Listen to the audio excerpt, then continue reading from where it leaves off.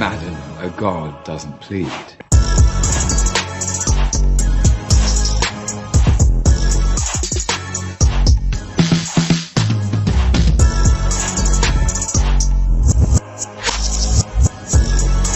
And I am burdened with glorious purpose.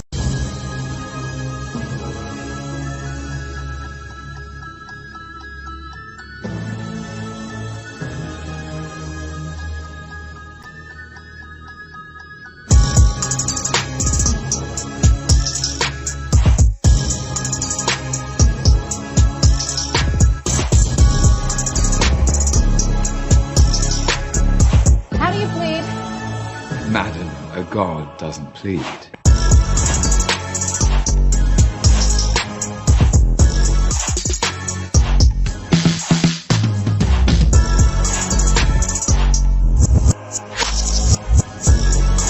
And I am burdened with glorious purpose.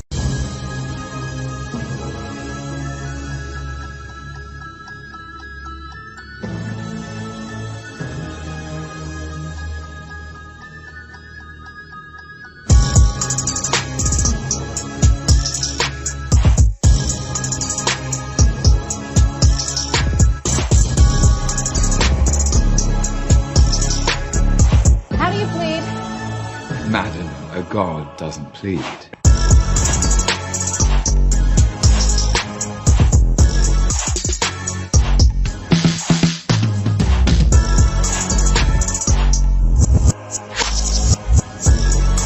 And I am burdened with glorious purpose.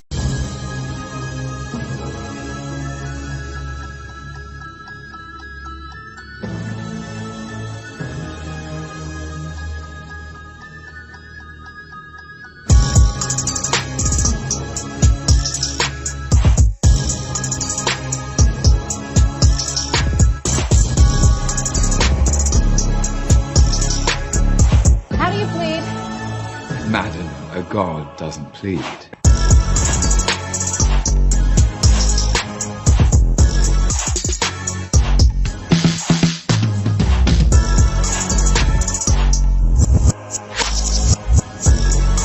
And I am burdened with glorious purpose.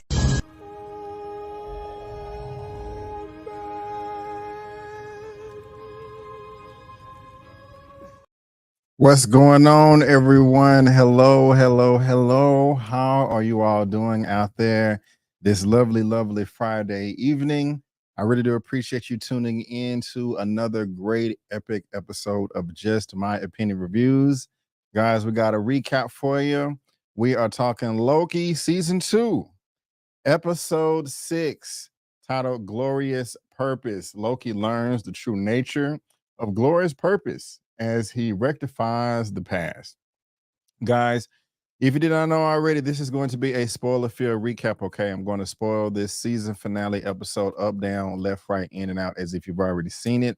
That is your warning. If you're joining this live, if you are joining during the replay, it doesn't matter. Give me a thumbs up, share the video, leave a comment in that chat, in that comment section, letting me know what you thought about the episode, whether you liked it, whether you hated it, whether you're somewhere in the middle, and the repercussions of the ending, like what Loki did.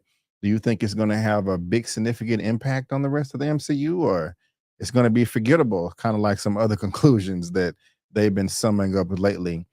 Before we get started, let me know how I'm looking. Let me know how I'm sounding.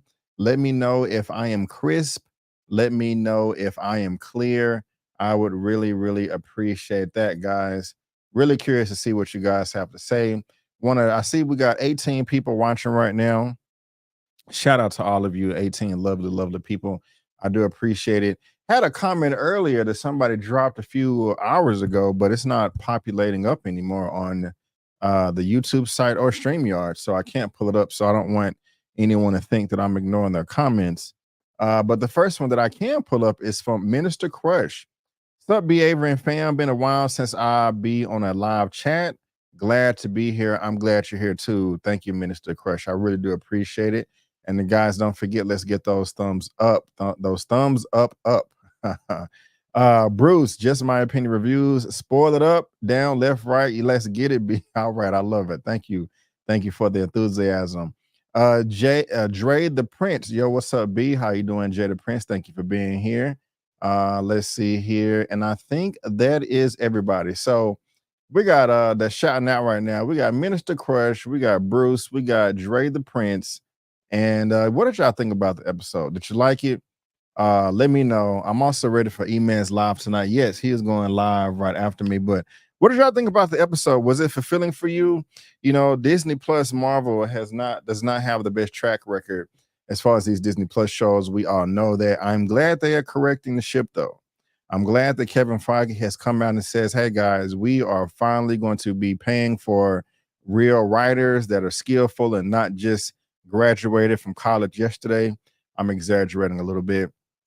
They're not going to be taking, tackling these Disney Plus shows like their films and try to split it up. They're actually going to have actual showrunners with show Bibles, and all that news came out just a couple of weeks ago. So it's good news that they realize that, you know, these Disney Plus shows have not been hitting. I was severely disappointed. I said severely disappointed with Secret Invasion and the way that concluded. That it started out so great, but it ended horrible. And so, like I said for the third time, they are correcting the ship. And they've done that with a few films. Ant-Man wasn't the greatest, but Guardians of the Galaxy was. But now we have Loki. And I will say, just off top, well, before I say that, I enjoyed the first season, but I was really disappointed with the cliffhanger in the season finale. I wanted more. I was saying, guys, this does not feel like a season finale. It really feels like, just part one of two or half of a season. A lot of people gave me crap in my comment section. I remember trying to defend myself really tough, like early that morning, because I woke up quite early to see that recap and give my recap. And a lot of people didn't agree with me there, and that's fine. But I will say, after this season 2 right here, I am a bit more satisfied with the ending. Now, I'm not going to go as far as saying that I'm in love with it, because even though it was very entertaining and there are a lot of wonderful concepts that they addressed as far as time travel, and the visuals was badass cool too. And of course, I love seeing characters I like doing powerful things, but some of the stuff didn't make sense. Maybe you guys can explain it to me. Maybe I have to go watch a couple of other explainer videos. I'm not just going to say, oh, it was cool, so, pass. I mean, I want my stuff to make sense, and I want it to be consistent. But before we get started, I said we was going to get started. I'm also covering Invincible on my channel, since this does have to do with superhero comic book stuff. I did episode 1 recap with Eman, with Eman's movie reviews, which I said earlier he's going live later on tonight. I have yet to do my episode 2. I may do it tomorrow, or I may do it later on tonight. We're just going to have to see. However, something else that you can check out on my channel is, I didn't mean to click that. My mouse did something funny. My non-spoilery review for the Marvels, which is in theaters right now. I got my fresh out of the theater reaction, so you can see how I felt as soon as I walked out the theater. And now here you can see, what I thought about a good 24 hours after I let it simmer. And yesterday, I also uploaded the Epic Dynamic Trio, the Marvel spoiler review, with my boy Eman, with Eman's movie reviews, and Elliot with movie files. I have a lot of fun doing that with these guys. And so if you want to know our take on the Marvels, there you go. We talk for at least an hour and a half. And so make sure you check that out. And then come back this Sunday for Super Duper, I think episode number 26, where we just talk about nothing but superhero comic book news as well. But enough of all that right there, guys. Today we are talking Loki. We are talking Loki. This is the season finale for episode 6. Let me see. Has anybody put in the chat what they thought about the episode? Did I like it? Did you let me know? And I am crispy clear. All right. Let's see here. I liked it. Just wanted a continuation post-credit scene. I'm not mad at that. Loki was all I wanted and more. Watching your reviews, first time catching live. Thank you. I love it. Darth Wang, you are right on time. I wanted them to do a flashback of all the unanswered things and the perspective of he who remains paving the way. Man, we could have got a whole phase with all those scenarios and timelines. You know, it's an infinite amount if I understand your comment to its full degree. But let's go ahead. Okay, we got another one. Johnny Washington loved it. I want a season 3. I want a season 3.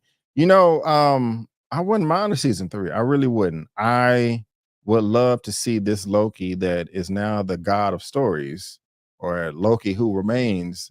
I wonder if I want to see him link back up with Thor. Like, oh my gosh, I thought you was dead. Well, I did die. I saw that, you know, timeline, but I'm from a couple of years before that. But I know what happened, and I want to be a brother again. That they would have to find some interesting way to write it. But I do want a season 3. I do want more of this Loki. We're gonna have to see. And it's a shame that that comment is not populating anymore at the top here, because the person had a very, very interesting perspective, just saying, oh, I didn't like the ending of the show. They wrote off a something like a disposable black actor or performer, talking about Jonathan Majors. And if I read it the right way, I just disagree, because or Jonathan Majors' character, Victor Timely, Kang the Conqueror, He Who Remains, or all of the variants of Kang is not going anywhere. They're going to be here a long time. So I really didn't understand the comment. And I just wanted to talk about it. Didn't want to pick on the person, you know. But if that makes any sense, guys, let me know. Nelson V, what's good, everyone? Loki Who Remains, reigns supreme, love every minute of it. Right on, right on. So is Loki trapped in that space, kind of like Doctor Strange in the What If series? I don't know. That's one of my questions is like, okay, what is he gonna do if he has to go to the bathroom? Like, how is he gonna address that? You know, can't be having poopy pants. There's probably won't be another season. This is clearly gonna lead into the next Avengers movie. Right on. And what I was gonna say earlier too is what the writer director came out and was like, yes, we finally concluded this. Season 1 was part 1, season 2 was part 2. So I feel a bit justified in my recap from season 1. Like, this doesn't feel like a full season. It feels like a mid-season finale, you know. So Bruce said Loki wrapped up nice. I wouldn't mind the season 3, but I think it was a wrap-up knockoff Jonathan Majors as King. But I think this was a wrap-up to knock off Jonathan Majors as King. I'm satisfied with the ending in 2. Right on. Okay. I don't think that was trying to write him off, though. I love season 1 and was disappointed by season 2, which is long for nothing. The only good episodes are 1 and 6. Okay. Well, let's go ahead and get into this and see how this episode popped off. And at the end of episode 5, Loki learned how to time slip, and he went back and it cut to credits. And we was like, oh my gosh, what another cliffhanger. This is crazy. That's how the episode starts off. Loki is back in the TVA control room, trying to get Victor Timely down that path, and he realized, oh my gosh, you know, I am back and we got to do this again. And he sees Victor Timely get spaghettified again, but we kind of get a different perspective. And I just think this is the coolest thing. Now, initially, I was like, okay, he's just going to keep going back and doing this over and over and over and over again. That is a cool power to have. But I was also saying to myself, wait a minute, where is the stakes? If people can die, if people can suffer and be tormented and lose or get wiped out of existence, all you got to do is keep going back and back and back and trying over and over again. Even though it's a very cool concept, you got the set, you got the visuals and all that. That's really grinding my gears here, because there's just no stakes if you can just hit the redo button over and over and over again. Just kind of like how you playing video games. You know, when you're going through the stages and all that, and you hit a checkpoint, okay, if you die, you start over at the checkpoint, but you may only have 5 lives.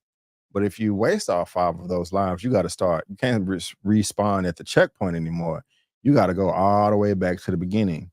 But Loki had more than 5 lives. It seemed like he could just do as many respawns, as many go backs as he wanted. And initially, I really wasn't a fan of that. And I was like, okay, I hope they wrap this up better. But they did. They did. They did. He had to do it a few hundred times, but 1,000 times, but it worked out. But I was really entertained by this. I like the music that went through it as well. I like the music that was applied to it as well. Gave it a nice little funky beat, and it was fun. Him throwing his head up in the identifier, like, "Oh, access denied, Victor Timely. Let me take your glasses," and he put it in there. See, it's perfectly safe. And I was also, I was just laughing my ass off because even Miss Menace was like, "What the hell is going on, Loki? We're trying to run a coup here. You talking about you need my help? You know how much pain I'm in, and all that." And not just Miss Minutes, but everybody was looking at Loki like, "Bro, what the hell, man? Like, what? Like Mobius was talking about this time when he was getting frustrated doing things over and over and over again." The look that Sylvie had on her face. Victor Timely is over here like, "Wait a minute, why do I gotta go down there with all the temporal radiation? Because you volunteered." And he's like, "What the hell?" Casey had a line of dialogue like, "Hey man, I'm not trying to question your surprisingly advanced level of engineering, but can we just slow down and make sure that we crossed all the T's and dotted all the I's? I mean, we don't want existence just to go, blow up in our face." But I was really entertained by all this. The acting in this was phenomenal. The visuals, everything, I loved it all. Very, very funny. "Oh, it's not gonna work. The multiply, oh, it will work." He goes into Victor Tomlin's bag and pulls out his device. Mobius is getting, nervous, talking about, "Can you please give that back to the professor?" And so look at Sylvie's face right here. Just laughing my ass off. So that's I had a good time with that. Jaren 215 said, "This is so confusing." The ending was a bit confusing to me. I'm not going to lie. We're going to talk about it. There is no longer a main timeline, so how can Earth 616 still exist? I don't know. I don't know, Pierre. I got to think about it. The time loop, he remains credit for Loki to end up where he started in season 1, episode 6. He who remains as genius and sinister at the same time. 100% agree. Him trying to fix the loom repeatedly reminded me of Doctor Strange trying to save Christine. And What If episode 4. True. One minor issue is Victor Timely dying numerous times as a running joke. Really? Okay. I don't know. I didn't feel that way, but I got you. Him trying to fix the loom. Oh, I just read that one. Oh, I just read that one too. I'm tripping. But I got a good laugh at the beginning where they just like, "Bro, calm down. You're doing too much.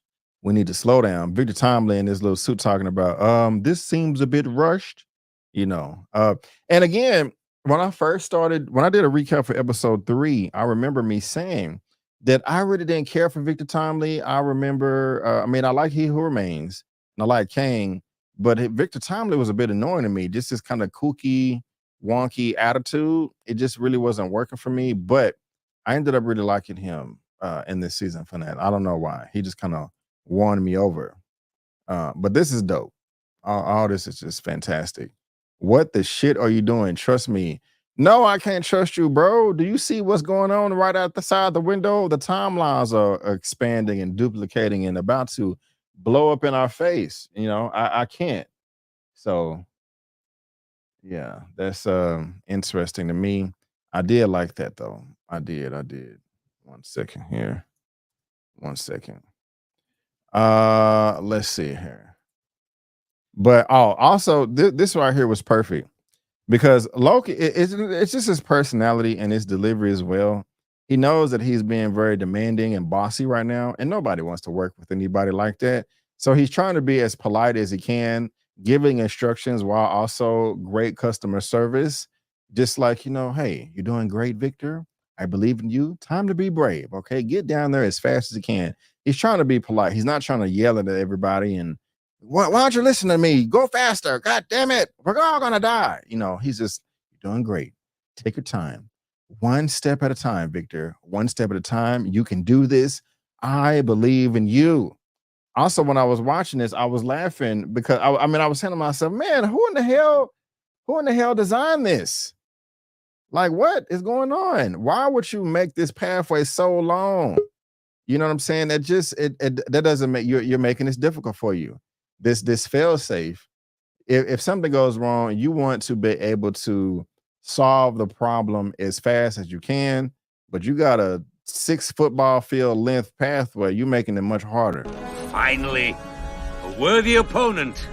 Our battle will be legendary. Y'all know what that means. I love it. We got our guests backstage, and I cannot wait to hear what they have to say. Come in to the stage. You call. I'm gonna clean you out again. Welcome, I'm Lando Calrissian. I'm the administrator of this facility. Wookiees stand out in the crowd. It's good to see you too, old buddy. We had each other. Hold on, Chewie!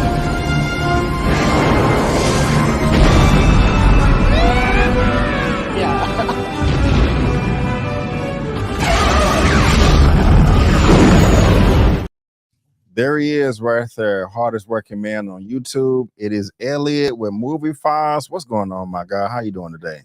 I'm doing good, man. I'm sorry I didn't wear the proper green colors to match Mr. Loki here, but I'm doing good, man. How you doing, B? Pretty good, man. Pretty good. Even better that you're now here. And it's okay, man. If you don't got the green, you got the red. I like the contrast. You know, you warming us up for Christmas with the red and got the red hoodie on and the green background. So it's working out just fine, man. And thank you for coming through on such short notice, man. I know we linked up yesterday, so 2 days in a row, man. I'm feeling good. I'm feeling good. Yeah, man. I had to join you, man. This is you know, you can go watch the tapes, y'all. I've been saying Loki has been the saving grace with phase 4 and 5. So I'm excited to talk about this finale with you tonight, B. Right on. Y'all, again, if you'd love what we have to say, our handles for social media is on the screen. Elliot's info is in the description box of this video. And he is on my channel tab on that top row. This is what his channel looks like. Go ahead and subscribe and show this man some love. My guy, I'm stopping the production. I got to get your take.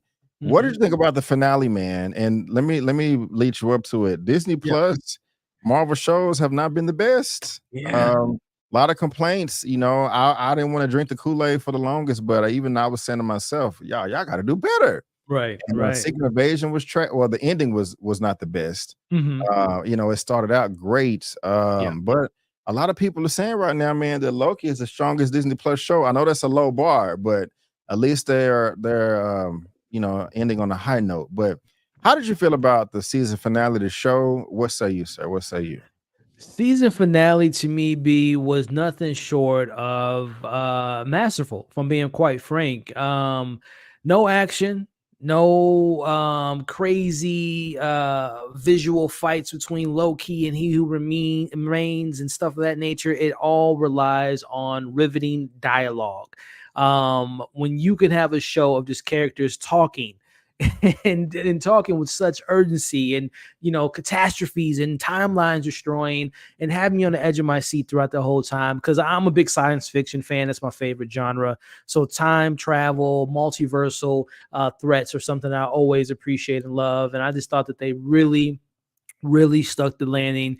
And it goes to show that, you know, I know that the narrative right now is the Marvel's cinematic universe has been dead, is clumsy, is sloppy, which, you know, some of that is true, but I still think when they have the right people attached to projects, they put the right efforts in the projects, they take their time with it, they have a plan in hand, then we get something as, like I said, masterful as Loki. The season's been great, to answer your other question, but this finale, just like season 1 to me did, really stuck to land. I'm very, very happy with where things landed with the God of Stories, temporary hole in the multiverse for now, at least for now. So I loved it. That's what's up, man. I'm glad to hear it. I don't know if I want to say I loved it, but I liked it a lot. I really did. And like you, I'm a big fan of time travel stuff as well. I think it's just fascinating. There's so many ways that you can tell the story, just with all the rules and how it works. And every few years, you know, we get a new piece of entertainment that lets us know that we can tell these stories and how time travel works in a number of ways that we've never seen before. And that's exactly what they did with this season finale right here. I am a bit confused, and hopefully you can you know, help me explain how things are, how they worked out, because I'm just like, wait a minute, how did this happen? How did that happen? You know, I don't. It's just really not adding up to me. But you know, I could be nitpicking. Let's do it. But getting back into this episode, man, Yeah. I found the very beginning funny as hell. This Groundhog's Day sequence that Loki is going through, and everybody's like, "Wait a minute, how in the world did Loki, this guy I've been knowing for a minute, just come out of and just like he's an engineering genius, just like this?" Right. You know, like wow, he's telling Victor what to do. He's telling Casey what to do, OB, and yes, and we got the plan and the loom, and he's like, put it in the code, and it's everybody's looking at him like, what the hell is going on? So yeah, I love this opening sequence, man. Do you share the same enthusiasm, or where you at? Yeah, no, this is to me when Marvel uses comedy properly because it fits with it. It doesn't distract from the story. It's actually kind of a hilarious situation that Loki finds himself in, and everyone else surrounding him, like us in the audience, are just like, you know, I think sometimes they forget that he is a god. Sometimes, you know, that I'm glad that this show kind of reminded us of that. But no, to this scene here, I thought it was very funny. Him kind of doing the loop as we'll talk about. He Who Remains, you know, round and round and round we go. So it was a very funny moment, a use of comedy in the MCU that I thought worked really well. It didn't take away from anything from the story, as we talked about the other day with like the Marvels did at some points. I got you. Now, help me out. This is my first nitpick, and maybe I'm overlooking something. After he tried to break it all down and was like, "Hey man, let me know how long will it take for me to know as much as you know, OB." He said decades. Then He Who Remains said centuries. And so Loki did his homework. Centuries later, came back with all the knowledge. That's what's up. What confuses me is during this scene right here, the loom is about to explode. So how was he able to do homework for 100 years, you know, before it exploded? It seemed like every time he would do that, you know, he would only make it 20 more minutes before it exploded. So how do you go from 20 minutes to 100 years? Does my question make sense? Or am I looking I would just assume, as we saw in this episode, he just went back to certain points of time to gather the information he needed, whether it was from OB or whether it was from KC or people that were knowledgeable within the aura of the ones that can go back in time from the TVA. So I just assume he just went to certain pockets of time to learn from certain things. Let me go here to OB. Let me go here to this point. So that's what I assume he did for over a century, within the confines of the TVA, of course. Okay. And also, too, he probably, you know, read the TVA book a couple thousand times and experimented here, experimented there, and kind of let me use this thing here and see if it works. So I just assume it was just a loop of time throughout the TVA of taking little gathers of information and try to master the science behind everything. Okay. You know, that's why I invite you here to clear things up. That makes sense to me. That I could be wrong. That's how I just interpreted it. No, that's fine. I needed something because I was over here like, wait a minute. I'm scratching my head like, okay, like you would have died 20 minutes later. You can't make it 100 years, but that makes sense if he continues to go back. Like, you know, okay, let me learn 20 minutes right here. Go back again. Let me learn some more. Go, you know, and he's accumulating that knowledge over. Okay, I'll buy it. I'll buy it. I'm down with it. I'm down with it. But the attention to detail was fascinating to me. I skipped a bit too far ahead, but I like that he's trying to give direction with also great customer service. You know, he don't want to be rude. It's like, hey man, you're doing great. Patience. Yeah. You know what I'm saying? Let's work together. We're a team. And you got to pay attention to the details. Like, hey, what did I tell you? Don't put the device on the ground. It's going to roll off. You know, can you imagine how frustrating this is? Like, damn, we got to start over again because the device falls off the plank right there. You know, a little detail, like I said, reminded you that he is a god. Because how old is Thor? Thor's a couple thousand years. These are 1,000-year-old beings. So like patience comes with 1,000 years. So that's why he wasn't so like, you know, if he was maybe 100 years old, he might have been a little bit more like, you guys are effing up. But since he is a god that's been around for a while, the patience comes with that, you know, time on Earth or, you know, within the multiverse. I really did like it. I love this shot right here of Loki just so damn satisfied because this man done this for at least a century or two, a few centuries, and he's like finally like, yes, we're finally moving somewhere. I thought it was kind of cool just seeing Victor out there, you know, taking step by step, you know, one at a time.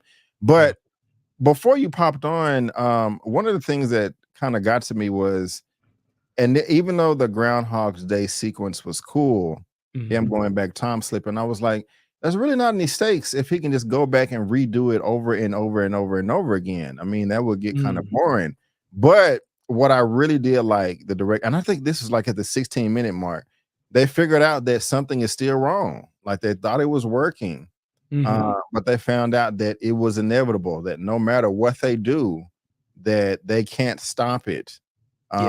Victor just saying right here, the branches of time are duplicating and expanding at an infinite rate. It's like trying to divide by zero. It can't be done. I was like, yes, I was so happy with that. They're, taking, throwing a little wrench in the plan. And Sylvie was like, man, it's kind of like as soon as those branches started developing, this was inevitable to happen. Yeah. A light bulb goes off in Loki's head, and then he tries, he goes all the way back to right before Sylvie kills He Who Remains. Thought it was brilliant, because if they didn't do that, there would have been a giant plot hole. Like, why didn't he just go back and do this? And they, addressed that. What did you think about that sequence and then him showing up here? I thought it was brilliant. But how did you feel about it? Yeah, I mean, so just to backtrack a little bit, just appreciating the performance by Tom Hiddleston. Again, as you kind of mentioned, playing a little bit with the Groundhog's Day comedy, and then the realization of this isn't going to work and go into the drama. This man is a master in acting, and he was able to show that in this episode. Because I think sometimes throughout this Loki season or series, sometimes it feels like Loki was sometimes a supporting character in certain episodes. So this episode really, put that stamp on this is Loki's show, and just showing you all the ranges of emotions that Tom Hiddleston displays in this role. And to that moment of him finding out divide and zero, and it's an infinite amount of timelines that can't be controlled with this loom. And then him realizing I got to go back to that very moment of He Who Remains and Sylvie doing the thing that, and I've seen some of your reviews, and I've seen this been talked about online as well. I will say, and I know we'll probably talk about negatives later, but Sylvie almost felt, I don't want to say pointless in this particular season, but the Sylvie of it all still, like, he couldn't kill her. I'm like, dude, haven't, I don't think this season in particular really ironed out and really fleshed out the love, because they didn't really play on the romance this season like they did in season one. So it was almost kind of forgotten about that he does have love for himself and Sylvie. So that is the issue that I do have with this season and this finale is like, just kill her, man. Like the emotions weren't there for me it really wasn't there for me in season one, but I understand where the love came from. But Sylvie just was kind of I don't want to say pointless, but she really didn't add much to the show this season to me. And her in this moment is like, just kill her, bro. Yeah. As evil as it may be. The lack of accountability was really frustrating to me. Like, damn, can we get at least one apology from you? Like, all right. Yeah.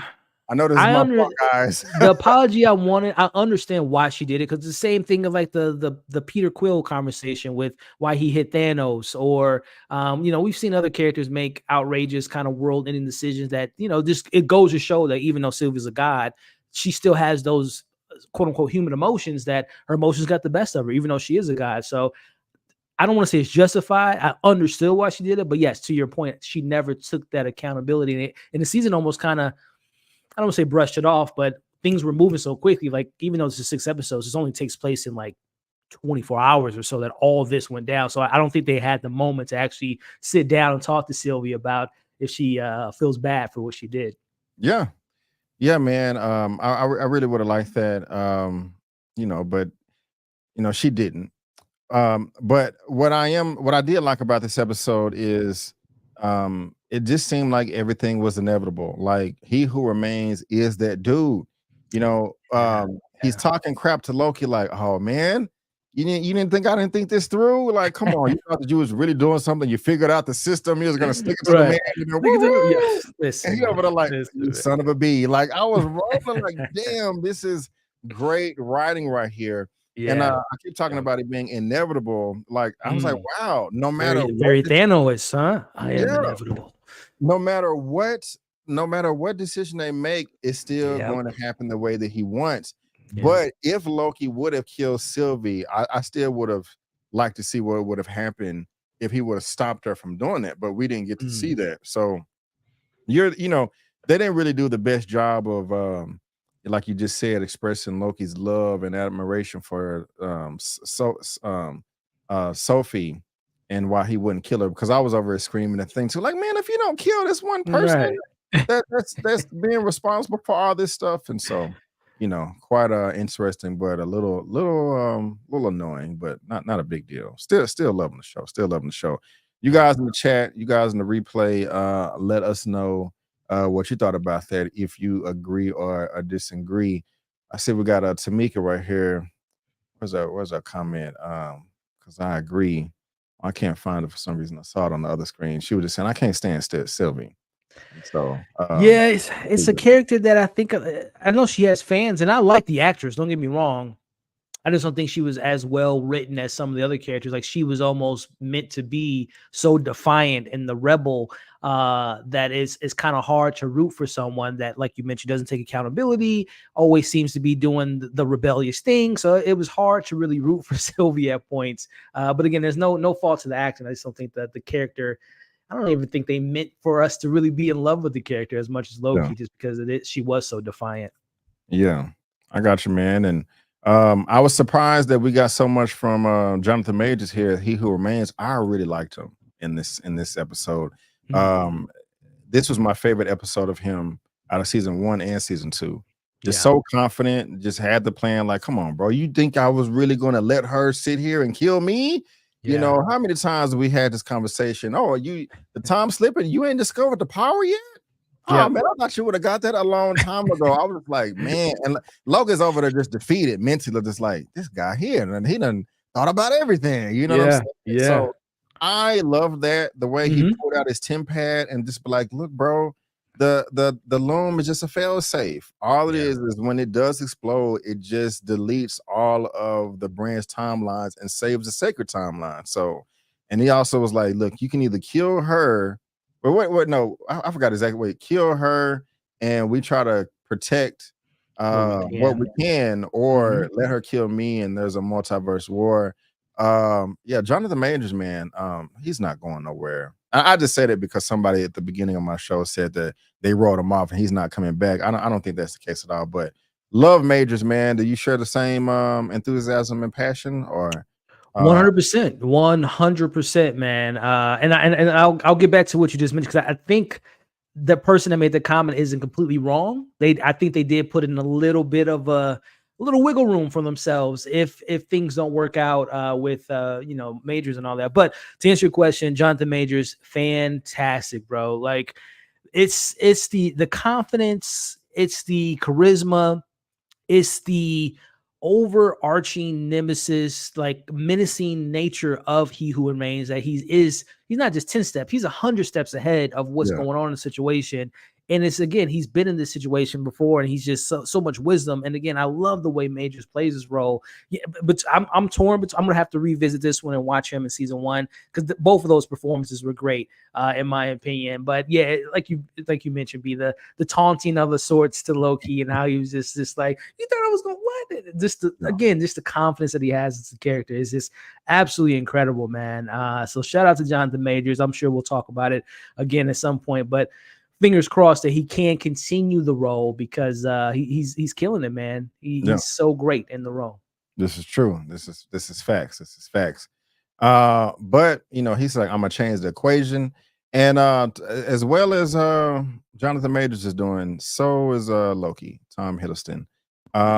I love the character growth. I love the arc. I mean, this is a true definition testament of life will humble your ass. He's gone through it. When this started off, he was, I'm burdened with glorious purpose. I'm the shit. I'm a god. Where's my throne? But he realizes how ignorant he was, going all the way back to season 1, episode 1, talking to Mobius, but he has all the knowledge. What really spoke out to me, Elliot, and I'm gonna be honest with you, a lot of people, well, I don't want to say a lot of people, growing up, I've heard half people in my life say this, half people say that, like, man, if I can go back and change one thing in my life that made my, my journey go this direction, I would. But then you also have other people that's like, I have no regrets. Even the mistakes I've made, even the mistakes I made makes me the person that I am today. This is true. But I'm one of those people that, I mean, there's a thing or two, you know, I wish I can go back and make straight A's in high school and college and get scholarships and stuff like, you know what I'm saying? So that's just me. But watching this show right here just kind of made me realize, like, you know, even if you could go back and change something, I don't, you know, would the outcome remain the same? And that's just, I can't stop thinking about that. And I think that's the realization that Loki got right here. How did you feel about the conversation he was having with Loki here? Also, the one hunter that was like, once upon a time, there was a hunter that was supposed to go kill an 8-year-old boy that was going to murder 5,000 people, and it ended up being Mobius and Renslayer. That whole revelation right there, what did it do for you, if anything at all? I did a lot, man. Again, another character moment for Loki, like you mentioned, and I'm so excited to go back to watch season 1 all the way to season 2, because they'll probably even play even better, because when, like you just mentioned, going back to episode 1 of season 1 and seeing that version of Loki to where he's at, the growth has just been phenomenal. And as I said earlier, this is all like within like a week, maybe even less than a week, because we know time works differently in the TVA. So the growth is phenomenal. But the fact that he went back, the first person he went to besides going to He Remains and Sylvie was Mobius. That friendship, bro, that bond that they've grown, that chemistry they have is just nothing short of great. And I love that moment that he has with Mobius and telling him, sometimes you got to make the tough decisions. As he kind of went to him to get, you know, how do you do what you do? How did you prune all those people for however many years you've been in the TVA? And to have that revelation of, again, going back to another bond or friendship that broke was Renslayer and Mobius. So yeah, I thought that was just, it just goes to show, I think at this point in the MCU, Bucky, Steve, who else? Iron Man and I don't know, Spider-Man. Like these are the best two like friends of the MCU to me. And this scene just solidified that because it's just so well acted. Yeah, mega dopeness right there. I loved it, man. But like I was saying, man, a lot of growth from your boy Loki right here, and he realized what he had to do. You know, make that big choice, that big sacrifice. Shook his hand, you know, dapped him up, and then he goes back, talks to Sylvie. She's not really satisfied with what he wants to do. Even down there is full of death and destruction. I kind of understand where she's coming from. Like, you know, what did he say? Something like, it's either preserve the sacred timeline or nothing. And she was like, hey, if we all die, we all die. You know, let us choose to fight, you know. Yeah. That's interesting. But I like this, man. This was a badass superhero moment. I don't know if you want to, we can go back to that if you want to. But I was more excited with this right here. Loki realizing what he has to do, walking out there. This was so badass. I was watching this like, yeah, power up on that ass. You know what I'm saying? You know what I'm saying? Just one step at a time with his no suit, no janky suit that they was giving everyone else. Yeah. Bruh, this was magnificent, man. I don't know where he got all the powers from, but I didn't really care at the same time. I was like, this just looks cool. This just looks badass. He's screaming. I don't know what the hell is going on right here. I don't know where he got these powers at and all these abilities.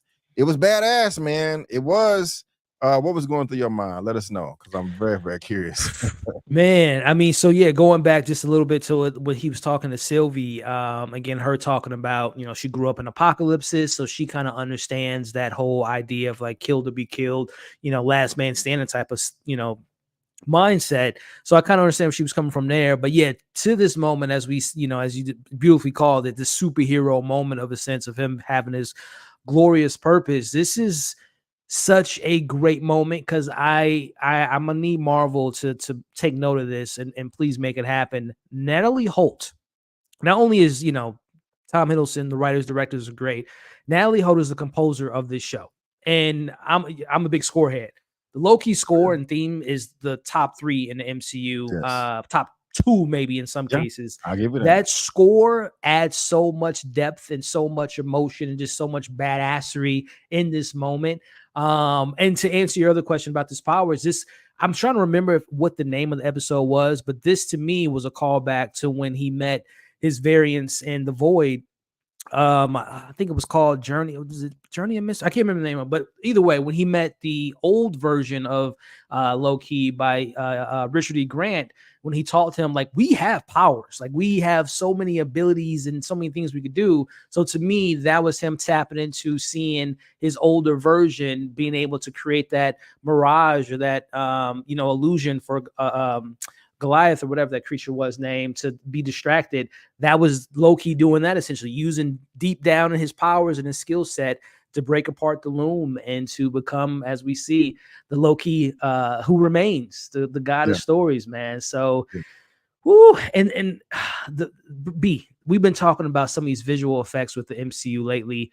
The scene was literally perfect, like from a visual standpoint. Yes, I wish I could have saw this in theaters. Like, this is a theatrical experience of a moment of a pin drop. You can hear a needle drop in the theater because it was just perfectly executed, and the visual effects just was flawless. I know your favorite movie is Interstellar. Yes, sir. Or one of your favorite movies of all time. Yeah. And I experienced something in that film I've never experienced before, just of like pure shock. Not knowing what's going to happen when McConaughey went into the black hole.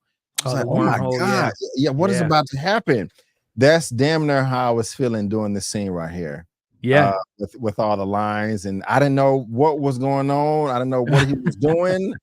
We got this portal opening up back here. And then I think that was the end of time, the Citadel at the end. Yep. I was like, what is he doing right here? But I'm loving it. I was so confused, but so entertained, man, because as you know, bro, like there's so much as far as space and all that we just don't know. And science and technology that we can't comprehend. Like, we're just not smart enough. We probably will never know all the secrets of the universe, multiverse, etc. But to get this, like you said, man, all this visual representation of it, man, it was a true, like, I was sitting downstairs smiling ear to ear, just like, man, this is like really fascinating.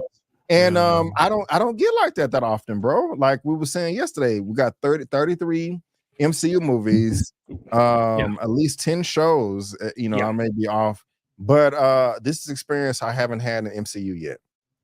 Just a couple of times, but this is new to me. And it's a damn shame that we didn't get to see this in theaters, because it would have been amazing. Him creating a brick. This is crazy. This is just crazy. So great effing job, man. To everybody involved. And then the timeline, or the timelines are his cape, essentially.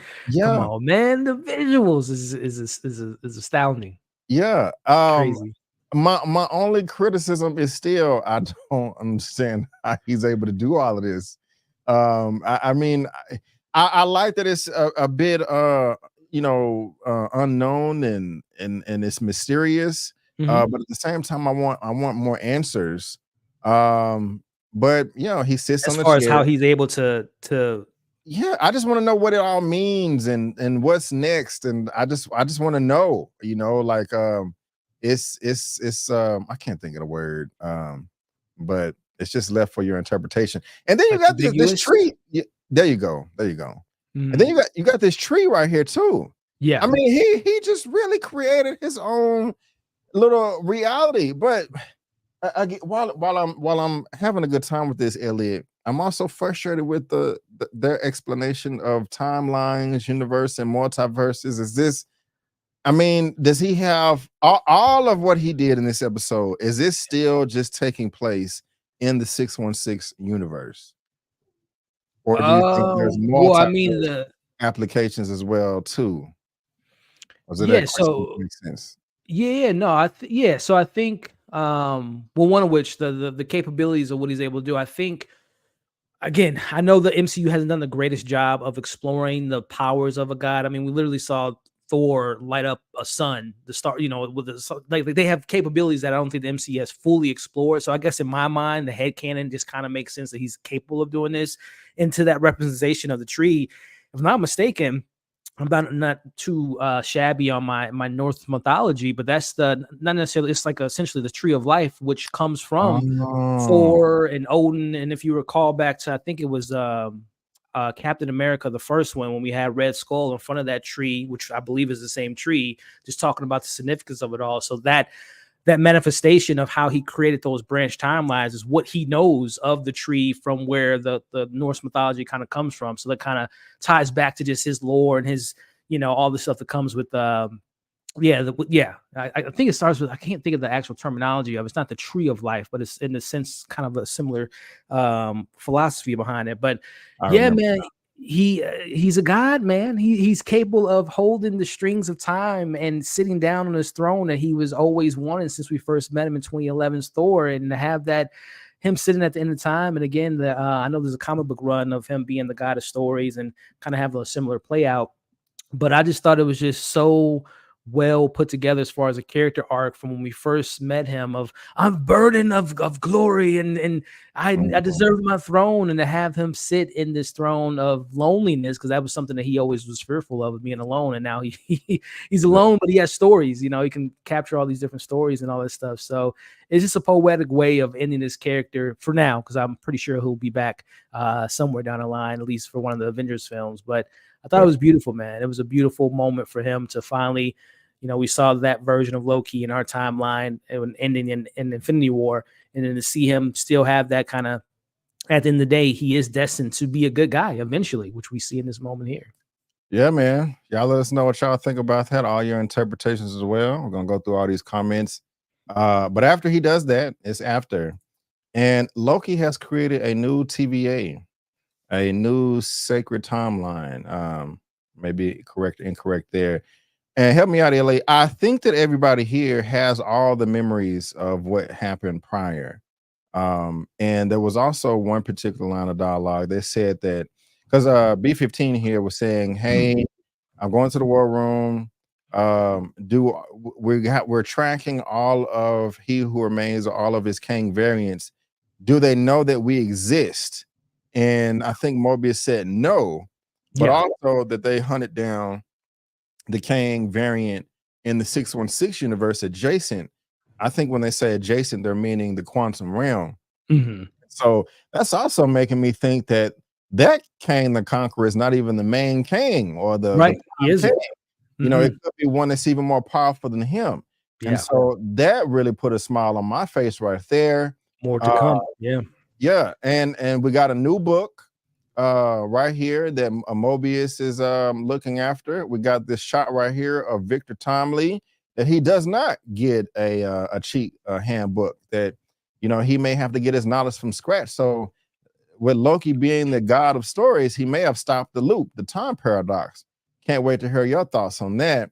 But we also have Renslayer out here. Looks like she woke up in the void when she was pruned by Hunter, the other guy, the actor, when Sylvie took over his mind, when she enchanted him. So I kind of got a laugh out of this right here when she's like, oh crap, I'm by myself and I'm about to be eaten by a Goliath here. So right after that, and Mobius, he goes home, and they have to have all the memories, because Sylvie has been bad. I mean, he's watching himself. So I guess I kind of answered my own question there. This also goes into play like ignorance is bliss, what you want to know, or all that. But then the episode ends, man, with Loki. He finally gets his throne. I said earlier, I don't know what he's gonna do about the bathroom, but for him to have all of the power to, all the will to power up the universe, the multiverse, all these timelines, it's a stretch, but it's cool. It's magic, baby. Magic. Yeah. How'd you feel about that conclusion?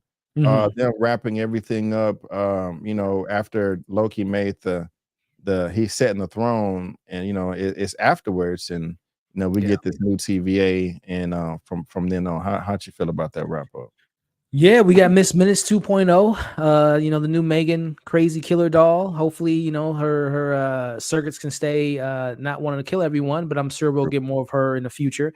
No, I thought it was a great way to end. We have, I think you answered. Yeah, you answered. Their memories are intact. They knew what happened. They know the sacrifice that Loki made, and now they're gonna try to, because all he's doing is preserving them time. This isn't the one all be all taking care of everything, because as he who remains said in the Citadel, there are variants of me, as we know in Ant-Man and Quantumania. They're all in the, that stadium like situation. So yeah, he's just buying them time. He's able to hold the timelines together for now, but as you know, if Kang is the one to still be the main big bad of the MCU phase 5 and 6 through the multiverse, then I believe that one of the Kang variants, maybe the big bad Kang, will be the one that's going to set him off this throne, and he's going to have to either step off the throne to help the Avengers and the world out, or he's going to have to project himself on different timelines to warn people around the multiverse to get prepared for this war. But I thought it was a great way to end things, especially seeing Mobius going back home and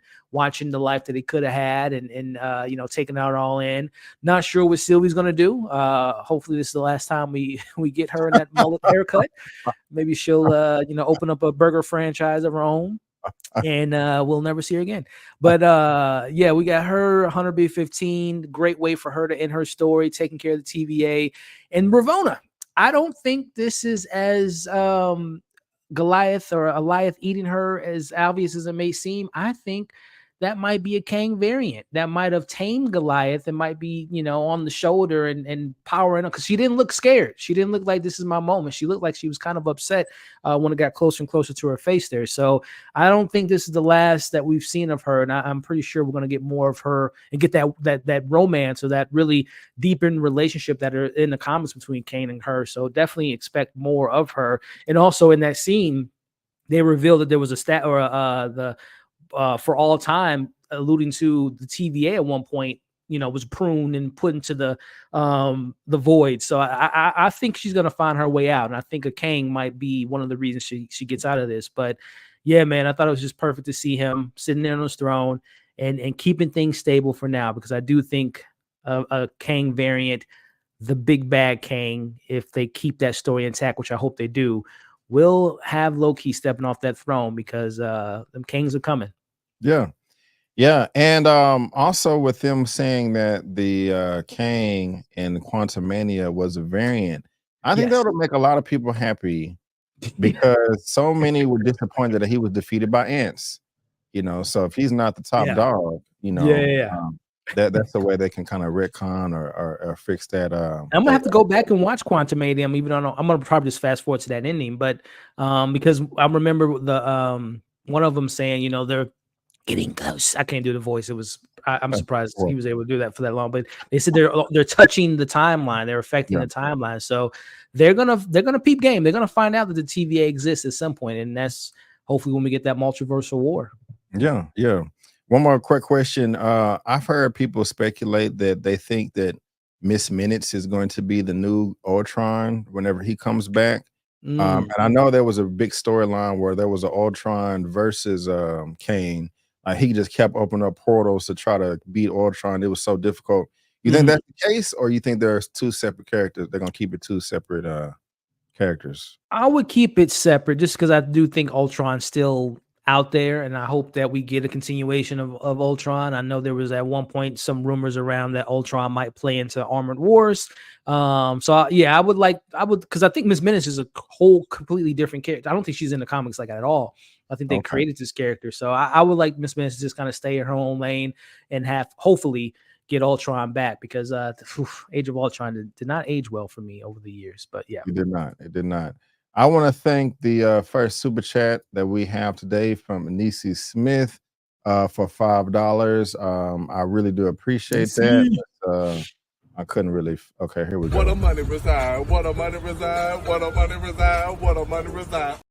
Hey, I just finished viewing the Marvel review with Eman. Great job, guys. Thank you so much. I don't know if you're talking about his review or the one that we all did together yesterday, but if you haven't seen it, since we're talking about comic book stuff, put a comment down. Yeah, we did a review for the Marvel spoilers review, talked for at least an hour and a half, so you guys check that out as well. Before we head out of here, Elliot, what is your top 3 Disney Plus shows? Hawkeye. I'm joking.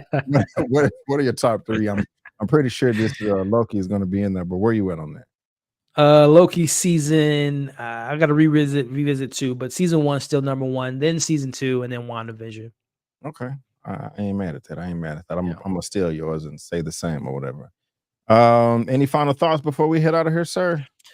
No, again, man, biggest takeaways, Tom Hiddleston, he's in that Mount Rushmore as far as characters that actors that played a character for 10 plus years in this comic book realm, with Hugh Jackman up there, Chris Evans, Robert Downey Jr., and I will put, Tom Hiddleston in there. For 12 years now he's played the character, and we've seen I've made a post the other night, who do you all like? I feel like he's better than Thor in every way possible, like as far as written. Like he's better written than Thor. So I'm a big fan of what they did for the character. Hopefully we see him back in Kang Dynasty Secret Wars, maybe post-credit scene of Deadpool 3 next year. So shout out to Tom Hiddleston and the Loki character. Other takeaways, I'm not saying to give these men, the gentlemen, the keys to the MCU, but the writers, Eric, and I can't think of the other gentleman's name, that directed some of the episodes and wrote some of these episodes. Whenever another multiversal story comes about, again, you don't have to have them write or direct it, but I need them in the room because they really handled time travel, multiverse, while still building characters so well. So I hope that they keep them, because I know they're doing the Daredevil series, but I hope they keep them at least attached to the multiversal saga. Natalie Holt, as I mentioned earlier, give her the keys to Kang Dynasty and Secret Wars score, because if she can bring the fire, so make her part of that payroll, Marvel, please. And last but not least, MCU. Do stuff like this. Go back to your roots of allowing these creatives to tell their stories while still connecting to the greater of the larger picture of the MCU. Take your time. I think this is the only project in the entire MCU that didn't have any reshoots. They stuck to the script. Of course, they improvised some things and added some things in, but they didn't have to go back like your boy Cap's doing for 4 months to reshoot that whole damn movie. But when they put the time and effort and energy and the trust in the creatives to make something special like this, you get something which I consider to be the best project of Phase 4 and 5 as far as Loki. So more of this, MCU, please. Yeah, more of this. I share all of your sentiments right there, man. But ladies and gentlemen, boys and girls, that is going to wrap it up for our Loki season 2, episode 6 season finale.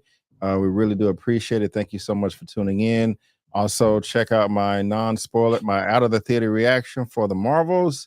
Check out my non-spoiler review, and also check out our super duper spoilers review as well. And also, again, later on tonight, here in another 45 minutes, I'm gonna be going live with Tyra on her channel. But I'm gonna be streaming on mine if you're into this type of stuff right here. Elliot, you have anything for all the good people to look forward to out there, sir? Yeah, man, just keep an eye out for some movie reviews coming in a few weeks. We got a lot of Oscar contenders coming out, so yeah, just keep an eye out for that, and subscribe and all that good stuff. I would appreciate it. And thank you, B, for having me on tonight, man. Thank you for showing up too on short notice. Also, we got to show our boy Eman some love. He just started his live as well. He's broadcasting right now talking about the strike. So right after you're done with this broadcast right here, go show him some love, give him a thumbs up and all that hot jazz. But guys, again, we just want to thank you so much for tuning in. And before you go, don't forget that I'm B. Avery. That's Elliot. And that's just our pen. Peace out. And we'll see you next time.